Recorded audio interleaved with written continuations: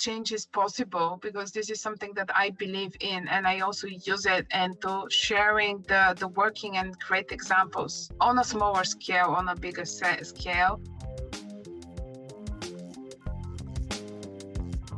Thank you so much for listening to Urbanistica podcast.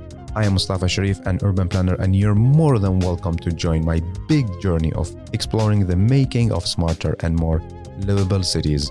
Please don't forget to follow Urbanistica on the different social media platforms, and also let's connect on LinkedIn. Big thanks to Urbanistica podcast partner AFRY. AFRY is an international engineering and design company providing sustainable solutions in the fields of energy, industry, and infrastructure. Are you ready for a new episode? Let's go for it.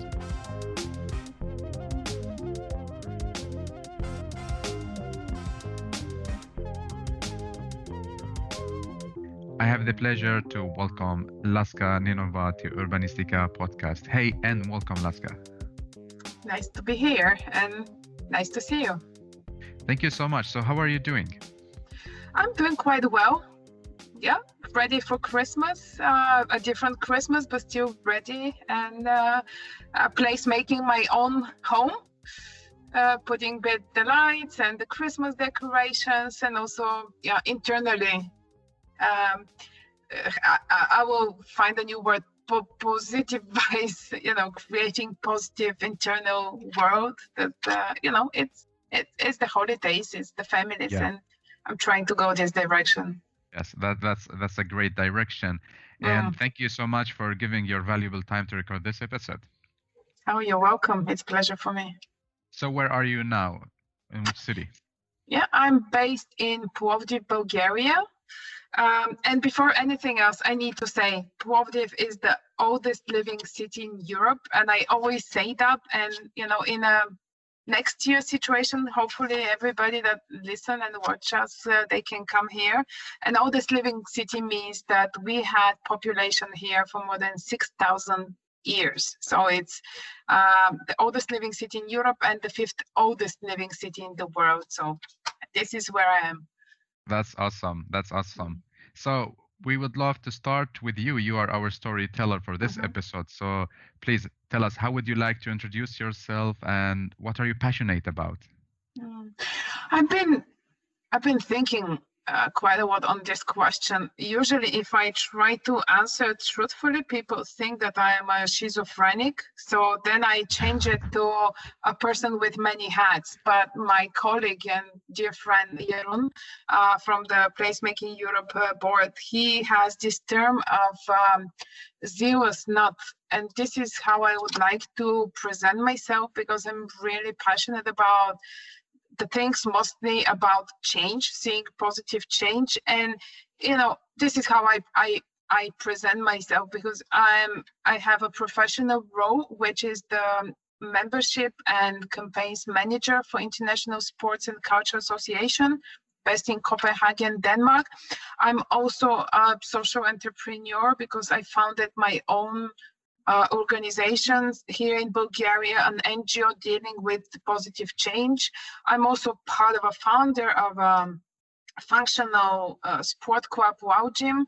And, I'm a Placemaking Europe Board member. I recently become a Fitwell ambassador. So, it's all these different combinations, but they all come to the fact to present myself as a believer, an action dreamer, let's say. So zealous nut is how I present myself. Well, wow, it's a big journey, and you're doing a great impact on different fields. Well, bring us back in time. Where did you grow up? What did you study? Where did you start to work? Like some of your experience or this journey. Some more details. Yeah, how it started. Yeah. I think I grew up here in Plovdiv, and I'm not an urbanist or an architect, although I had a desire to become one. But I'm a marketing expert. My master's is in marketing, and my first 20 years of professional life, they were in marketing and sales for different corporates.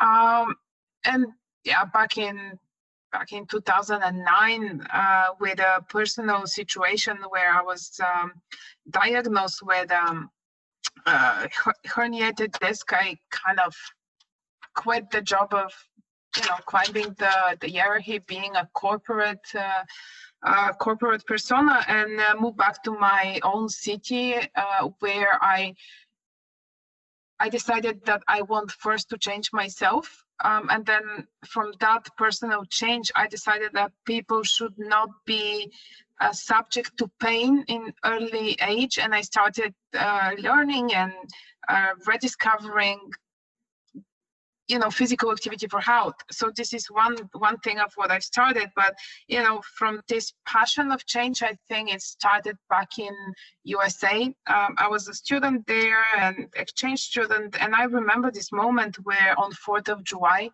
I was sitting with my friends and my second family. And, they were celebrating 4th of July, and there was this togetherness, that there was this pride of the country. And you can understand me if you come from a country like Bulgaria. This is recently after the changes in '89, a communist.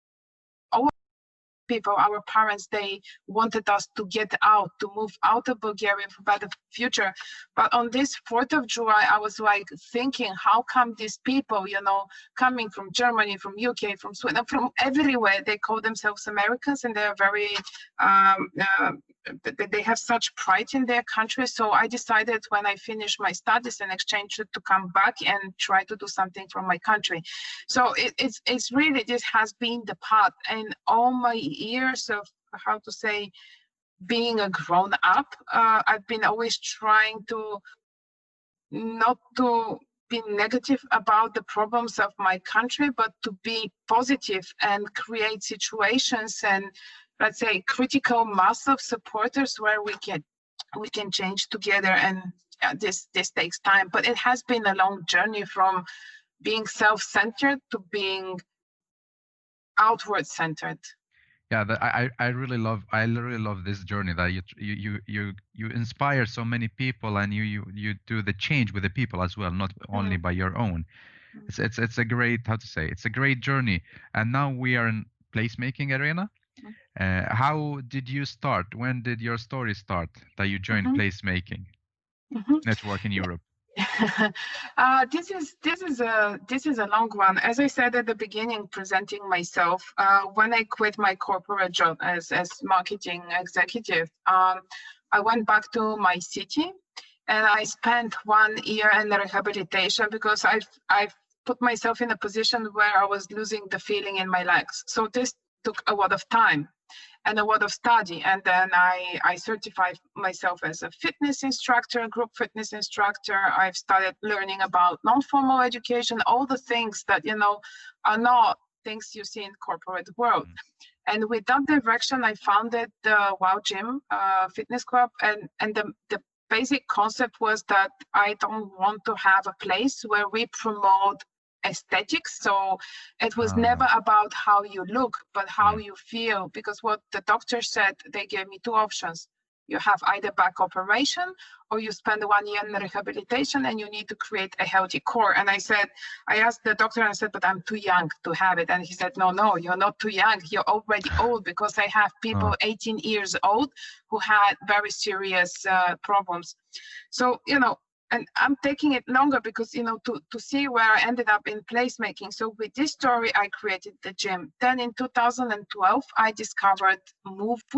As part of my travels, I was leading this course for healthy well-being in France. And, this is the first time I hear about MOVE Week. And MOVE Week was back then the first initiative, weekly initiative on the European level, aiming at promoting physical activity for health. And it had one goal: to create a large network of motivated people, volunteers, who organize physical activity for free for their citizens. So I said, okay, I'm in France, but I live in Plovdiv. This looks great. I'll bring it back.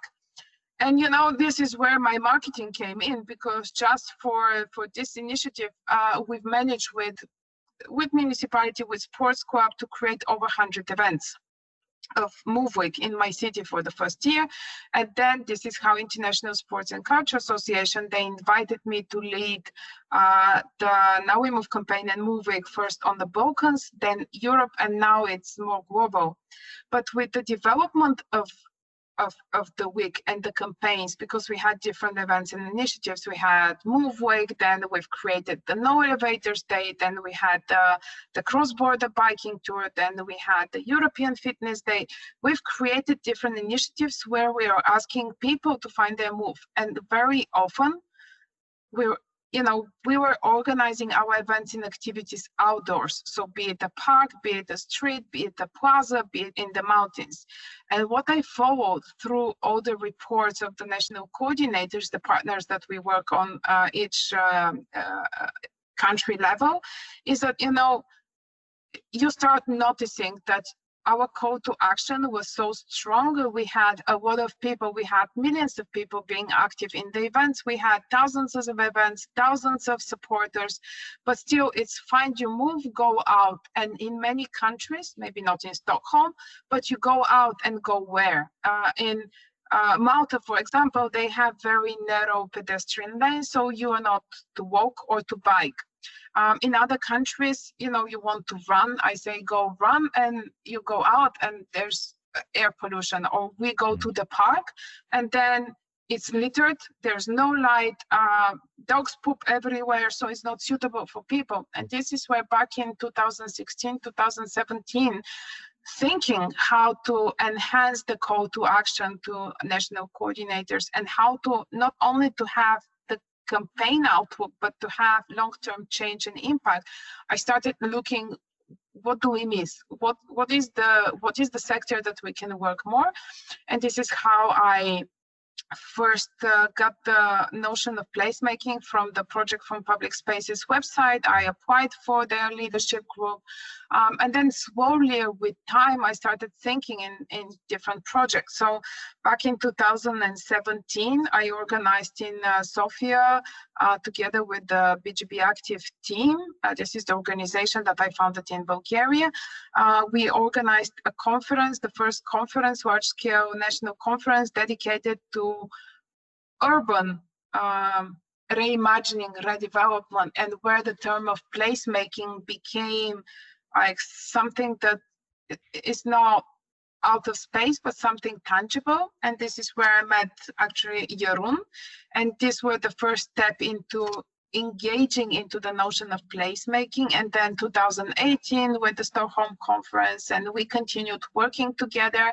And back in 2018, Jeroen, Frederick, Vivian, and Ramon from the placemaking team, they were visiting my city here in Plovdiv because, I wanted to make the connection between culture and placemaking, and I invited them to share with Bulgarian urbanists and architects the idea of placemaking.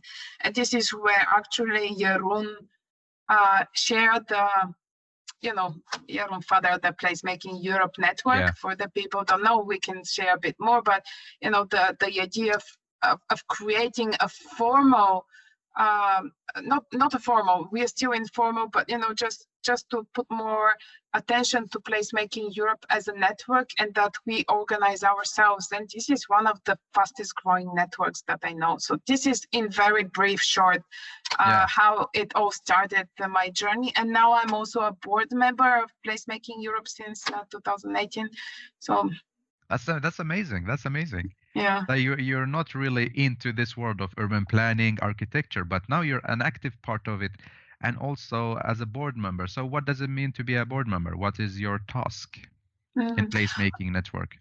I accept first my role as a bridge, and we have it also as an internal understanding. We don't want the Placemaking Network to be an elitist club of people, we wanted to be more open, and I understand it as not entirely grassroots, but still keeping the process of the grassroots movements, and my role, and this is how I see my role into Placemaking Board and trying to make the connections. I entered Placemaking World and the Board of Placemaking Europe with one goal to link the grassroots sports sector, where I come, and placemaking, because for me these two need to work more together.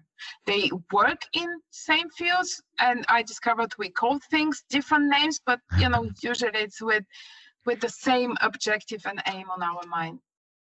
Why should they collaborate together? Yes, first, as I said, it's very funny, this process of understanding. For example, something that I call event or campaign in placemaking is called programming.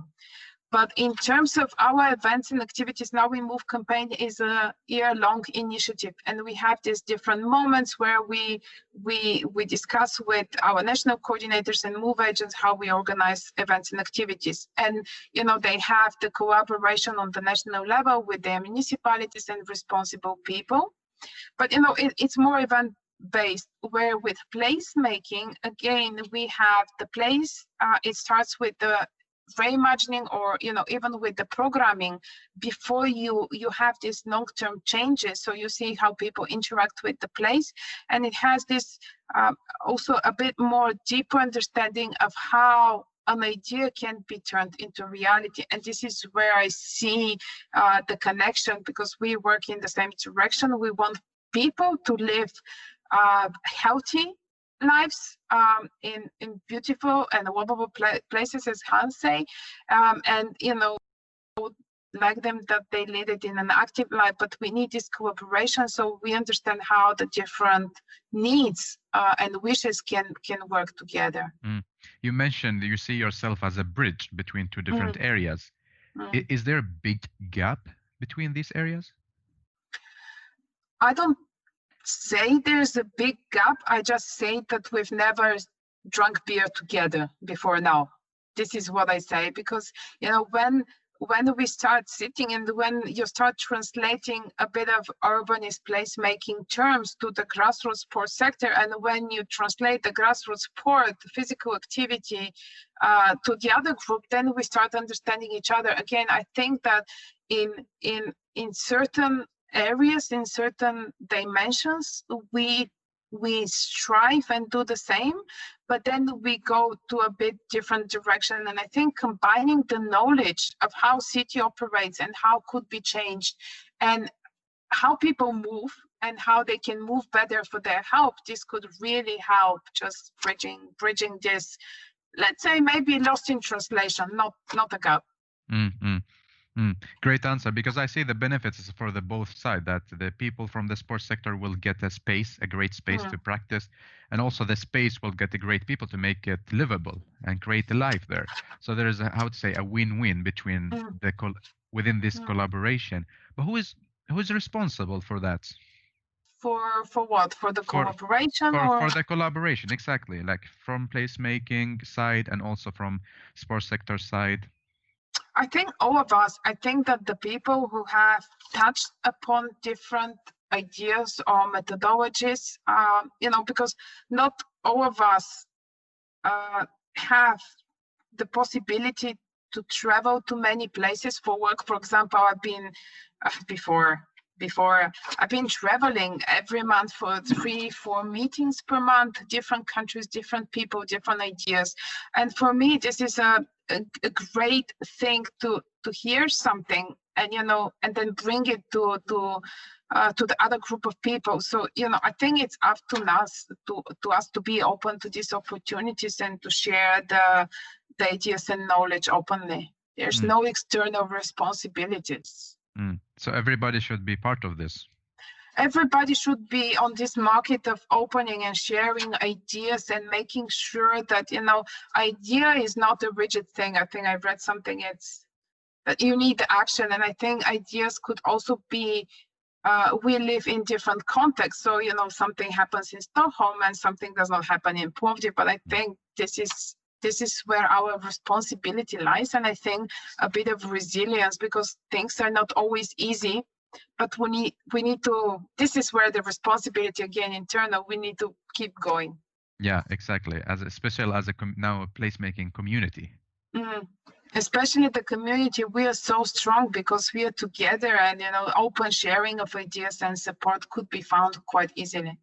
And this is where I also see my perfect idea is that if I have a move agent, we called our partners, the volunteers that organize events and activities, we call them move agent. And I see an idea like a move agent knowing where a placemaker in Romania stays, and they get together and they have a project together, they go to municipality together, and then we have a mixed use public space for all. Yeah. This is the perfect scenario, no? One day.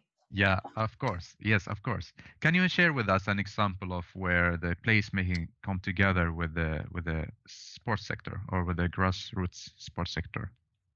I think in many places, different places, one of the things that here in Bulgaria, first when I tested the concept of placemaking and sport is the first sport project.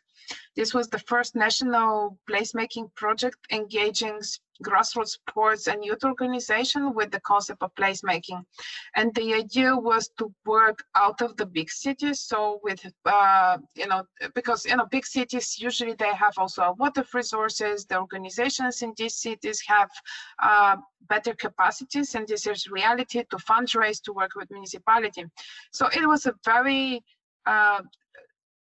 collaborative project at going where is needed and where is difficult. So that was urbanized areas under 75,000 people, and we had only one big city. All the others, they were villages or small urbanized areas. And the goal was to engage the youth, the local organization, by providing also the expertise of urbanists into creation of local youth space, which was combining physical activity and sports, so outdoor facility for sport, culture, and social meeting. We wanted to have the community, because in smaller communities you cannot say this is for youth, this is for mothers, this is for elders. No, you need to find a way. And then back in 2017 there were 10 successful projects where the integration of the local NGO, the youth community, the municipality, and the business, they built their places together, and they still maintain them. And this is one great way of doing it. And then later on with my travels, I will leave the Scandinavian countries, because this is where we look at, but the Denmark and the Netherlands. I think I was in Brazil 2 years ago, where I saw a very interesting way of how a local organization with a bit of a placemaking approach, or let's say tactical urbanism, because it was not long term, but by 3D designs and losing they were reconstructing a whole square into an active playground just with a 3D sticker design on the ground, and putting a bit of equipment of recycled furniture, and they were being able to program and to activate the square in the middle of Sao Paulo. And I think, but they didn't know that this is called placemaking. But and I got these guys, they were called Bamboo Parkour. I invited them for a MOVE Congress we had last year in Budapest, and they were sharing their story. And experienced placemakers say, yeah, that's placemaking, but they say, oh no, we just get kids engaged and we make the square more beautiful, and I don't know what is placemaking, but they do it. So that's awesome. So what is the key to the success of putting together people to create something? What do you think is the key success, or the key to the success?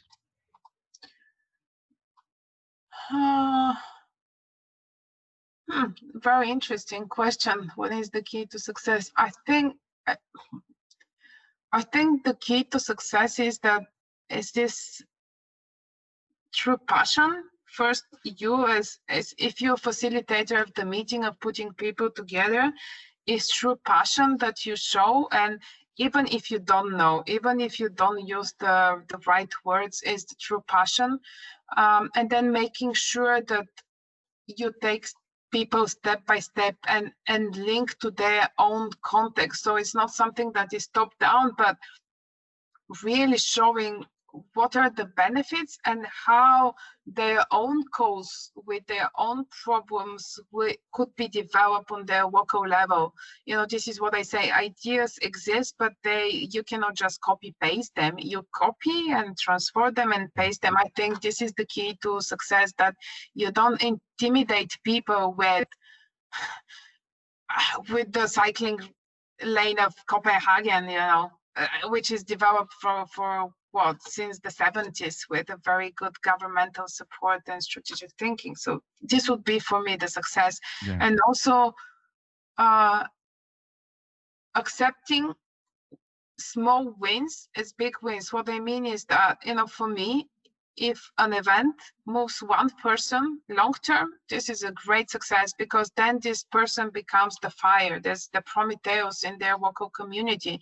So if it's one person we move or one tile we change and this affects somebody, then I think this is also the key of success. But it's small, it's not 10 million, it's one, but it's still for me. And this is, I think, also sharing this understanding of success. Yeah, change is change. So I remember, because also, like, when I graduated from school, from the university KTH here in Stockholm, I had no idea about what is placemaking. But when I started to read, and then I'd be like, okay, wow, look at this model. It's a great community. And then, like, I started the podcast and started to collaborate. So it's exactly as how you mentioned, the one person could be a part of a big change as well. Absolutely. That's it. And that's a success. Yeah. And also the thing with that, cities should stop copy things from each other. They should more like listen to or see their identity and adjust the things that they learn from other cities. So because it's, it's useless to copy things that's not going to work. We cannot base, because, for example, in my city, 6,000 years of history, well, what does it mean? It's a very old city built on layers. And here, when you start building, you know that at least 3, 4, 5, 6 months, especially in the city center, you always find something. So, everywhere you try to have a new development, you always find something. Also, a lot of the center is constructed in a way that it's architectural treasures. So, even though we want cycling lanes in the middle of the city needs a lot more thinking and a lot more design. So, although I want to cycle in Plovdiv the same way I cycle in Copenhagen, I understand this is not possible, but we can transfer the good lessons in collaborating and long-term thinking, and not like I was in this public discussion the other day, let's close a street in the center of the city, because all the European cities close cities, but this particular street doesn't need closing at all. So this is where I see it's a good notion. The municipality, they want to do something, but in this particular case, not really the right street, because it has all the potential to become really a great pedestrian street with small edits and just making it better, but not explicitly closing it for traffic. And this is where I see a big challenge. Yeah, I also think we need to be really careful with what we see and try to implement in our cities. As you mentioned, we need to like see what's the point of what they did and how can we learn, instead of just copy pasting and it's not gonna work, I think. So talking about cities, are cities really willing to be part of this placemaking movement and put the effort to create things with the people? What do you see in general? I would say that it's not the cities, people behind the cities that are the ones that are willing or not. And I will give an example. Again, in certain countries, like, the Scandinavia and the Nordic countries, where this approach towards cities for people is existing for much longer, and here on the Balkans and our countries, we still need to be oriented more to people. But what I say because I had this question, what I say is that it's a process of working with people and giving the right example. What I mean is that here in Plovdiv, because it's a bigger city, we have different regions. Each region has a mayor. So one of the mayors of the regions, it's a 75,000, 80,000 people in the region of Trachea. We work with him for 3 years now. And it started small with very small interventions. But, you know, it started small with teaching first the mayor and his staff, his team, about placemaking, then what the different terms mean, then, you know, showing the different activations. And then he actually saw the benefits of what we do. So year after year, it has more understanding. And even if the organization is not in the city, the team and the mayor, they so much like the concept and they try to follow it. So it's a lot more engagement with the citizens. I want, you know, face to face. I want more discussions. I want more pricing of proactivity of citizens, because, you know, I don't know if you've never been here, you don't know, but in all communistic times, we had these large residential buildings. We call them the blocks, and they're gray and concrete, and they're stuck, you know, and usually they were put like 7 of them and no landschaft architect. I mean, just people live there. And now this is a very special, interesting neighborhood. And now people, they organize themselves and they create their own parks. So the mayor started awarding them and giving special prizes because, you know, in terms of investment, they cannot do everything. And this is where I see the benefit, you know, and interest of the people running the cities. And we're changing this perception, and we did this with several other mayors around the country here in Bulgaria, where, you know, they say, I always thought we have two feedbacks. One was that they always thought that, you know, when they requested of change, this costs a lot of money. They never considered that this could be a combined situation between residents, the municipality for permissions, maybe the business, because, you know, people want to live in beautiful places. And the other one is that we also speak with the citizens, because usually there's this nagging attitude, municipality doesn't do anything, there's change, la la la. But, you know, we as citizens, and this was also a learning process for me, and with, you know, even before placemaking, we don't know how a city is run. It's not always roses and champagne. It's not always with zillion, a billion of budgets. Quite many times, especially in our block here, you know, budgets are, you need to find a way. Not everything works perfectly, but, you know, if we show as activists that we understand municipality and we think creatively with them, then they can also see us as partners, not as people pointing fingers, and then we create this interest. This is my very short, long answer to that. No, it was great, because you're kind of back to the point when we started, that we should be a bridge between the two different groups in order to get something happen.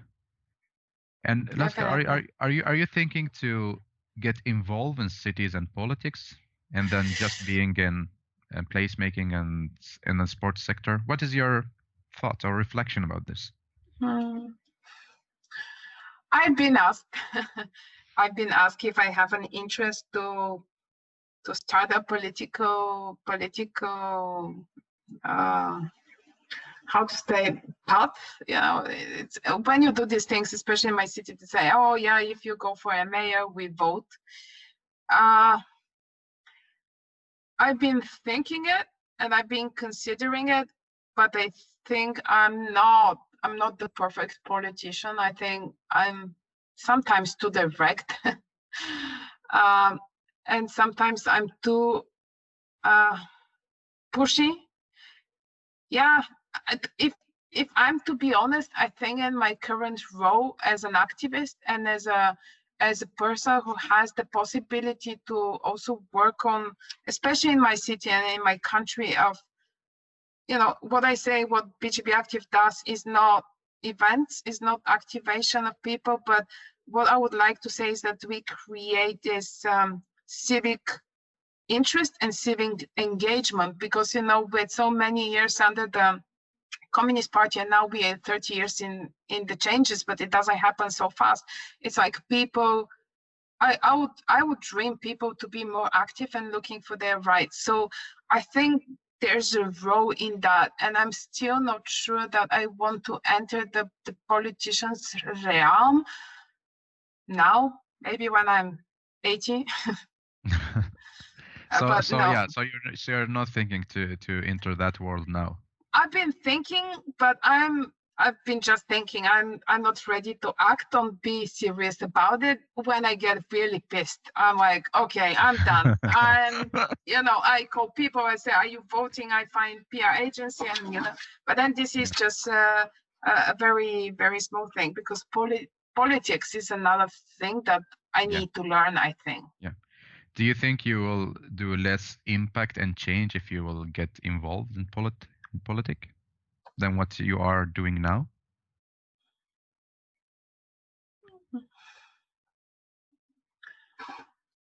I don't know. Maybe it's different. Again, I think it's a game. If I refer to Game of Thrones, if I'm really to be interested, I need to build my belief in the politics, especially in Bulgaria. I would not say anything bad. I mean, that's enough newspapers saying bad things about us and our situation. I would really say that I personally, I need to change my belief in the political system in Bulgaria. See, if it was Sweden or Denmark, probably I will jump right in. But for now, I'm not sure if I'm ready for this challenge. I'm very honest here. Yeah, and I'm so thankful that you're honest and sharing your reflections with us. It's really, I'm thankful for this answer. So how about our placemaking, the European Placemaking Network? You as a board member, how close are you to the members, in the community? I think with the limitations of being a human being, quite close. I recently read something that we can keep meaningful relationships with 16 people at a time. I think with quite many board, members of the network, we have this relationship, and we discuss the joint projects and different activities. I mean, the other day I was supporting one of our leaders in Malta, and this is the links. I think at least where I feel that we are needed and proactively to be there, always. As I say, you can use any kind of means: bottle, DAF, WhatsApp, Facebook, chat, Teams, Skype, Zoom. I'm there. Phone, you know, we can always meet. Awesome. So you're available and you're listening to the members, and also try to help and advise them as well. And to receive help and advice also, because many of them, they have great ideas, and I'm listening and advising, but also very open to advice. What is going to be the next point for you in Placemaking Europe, like for the new year, 2021? Is there any clear agenda or a goal or something that you will love to work on? Are you asking me as a board member or as a placemaking network? You decide, as a board member, let's say. Yeah, as a board member, what we do is to continue engaging the leaders group. I don't know how many of the listeners know, but the placemaking network is growing so fast that we have the leaders group, and these are the people who are our contact points in particular countries and cities. So we really focus to develop the leaders group network, so we can enhance also the connections on the local level and international level. Of course, depending on the situation, we are discussing collective moments where we can meet either in a hybrid format or hopefully in a traditional and preferable format in person for the Placemaking Europe Week. And of course, we continue to develop the tools and resources that we provide for free for all the network members.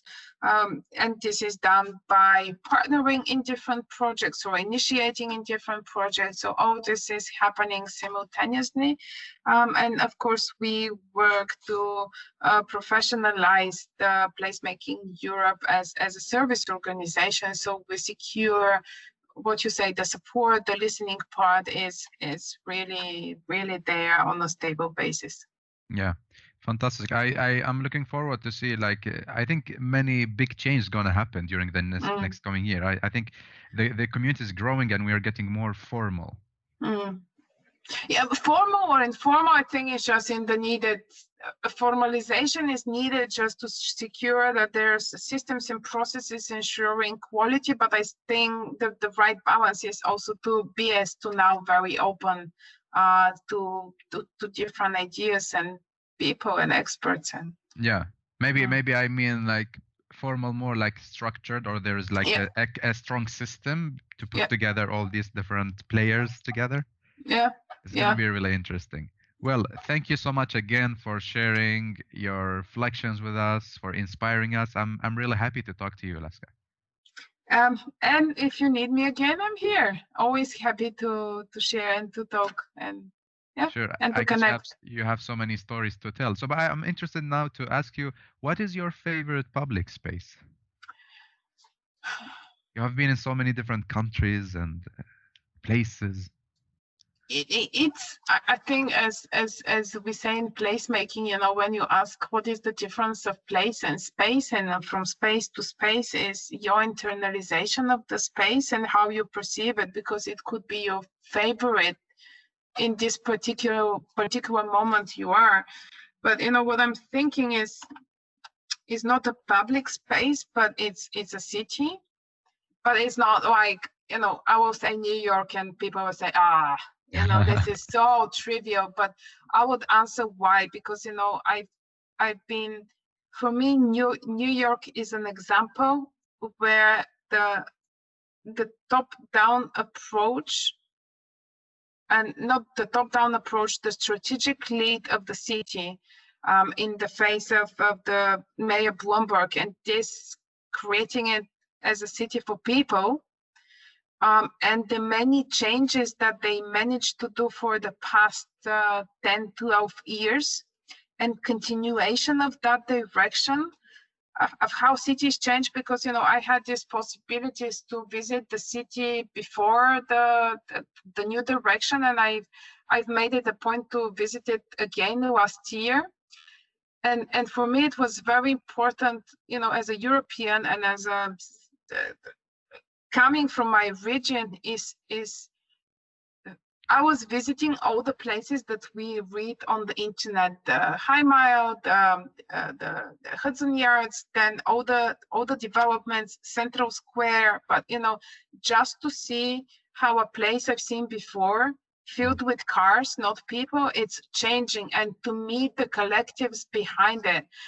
Also, you know, to walk. I remember the first time I've been in New York, they say, oh, don't go there, don't walk, take the metro, don't go through Central Park, very dangerous, blah, blah, blah, etc., etc. And this time I made sure that I walk in the city, and the city was walkable and it was bikeable.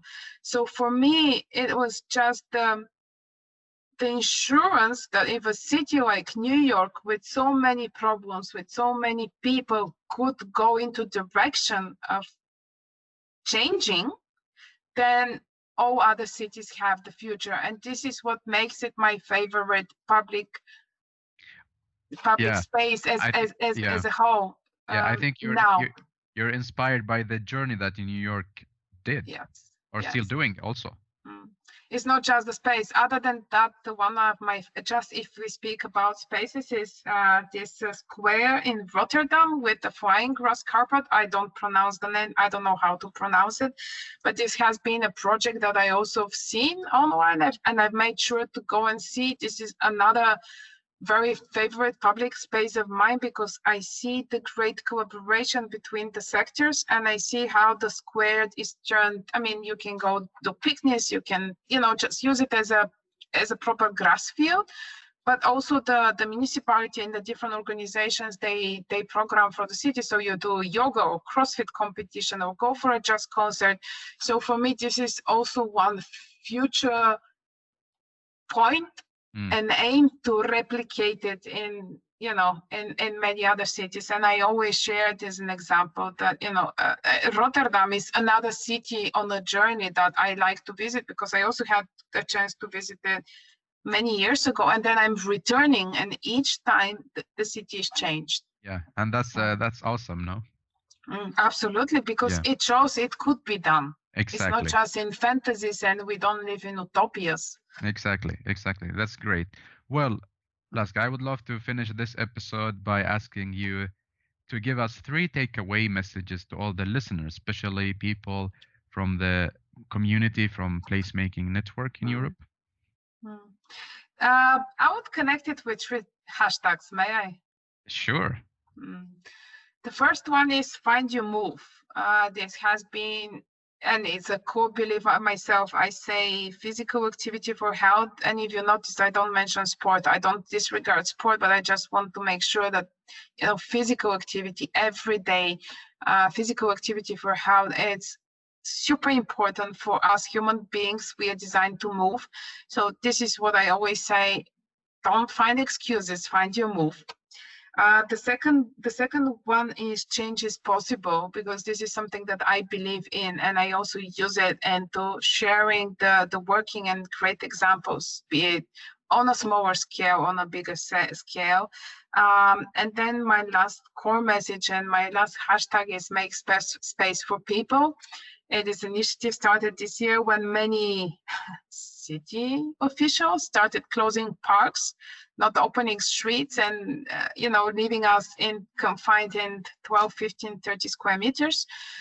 So this is my newest one. It's just, again, combining my core to action, that find your move, change is possible, with placemaking, make space for people. This is, at the end, is the core of everything I believe in.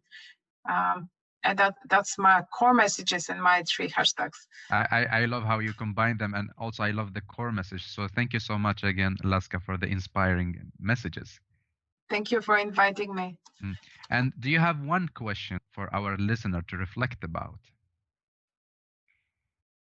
Yeah, my one question would be something that I always tell young people working with me, and I very much like working with them, was, when was the last time where you spent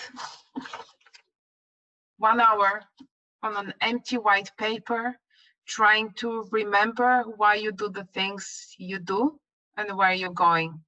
It's a tough one.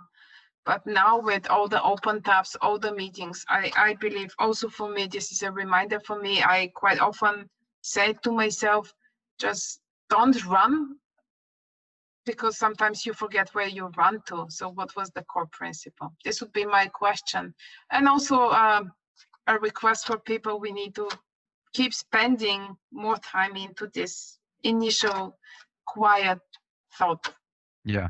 Thanks. So take a step, reflect, and question yourself about your why and the destination. Yeah, but more often, not just once per year, or if something bad happens, it's like every week, every day, just this. Maybe it's not 1 hour, but you know, when was the last time? And don't forget it, because sometimes we run to do good. At the end of a long run of 11 months, you say, okay, where did I start it? Why I started?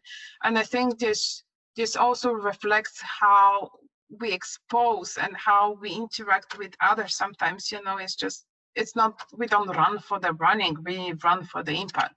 Yeah. Amazing. So after finishing this podcast, what is going to be the next step for you, Laska?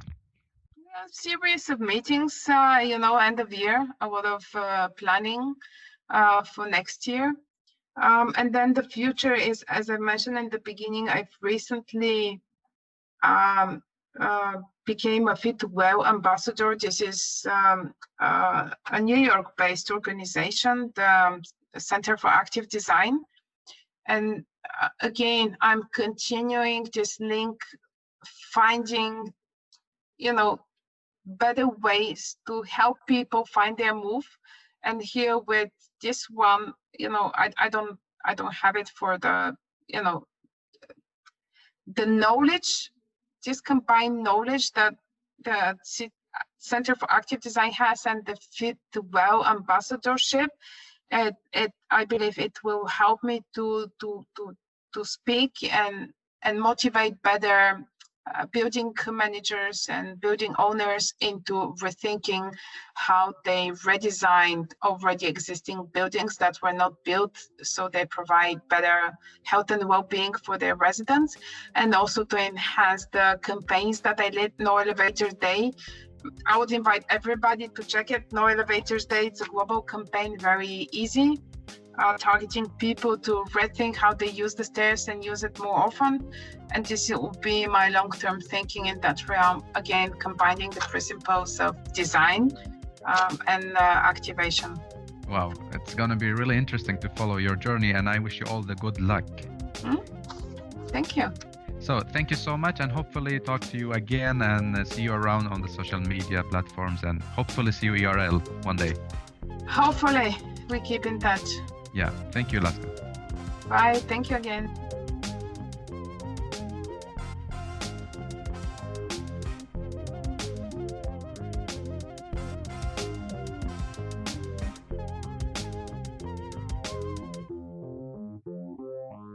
Well, thank you so much for listening to Urbanistica podcast. I hope you really enjoyed this episode. You learned something new and also got inspired by the guest. Don't forget to share the episode on your social media and recommend it to people you think they are really interested in this topic. Thank you so much again for giving your valuable time to Urbanistica podcast. I am Mustafa Sharif. Keep up the good work. Keep loving cities.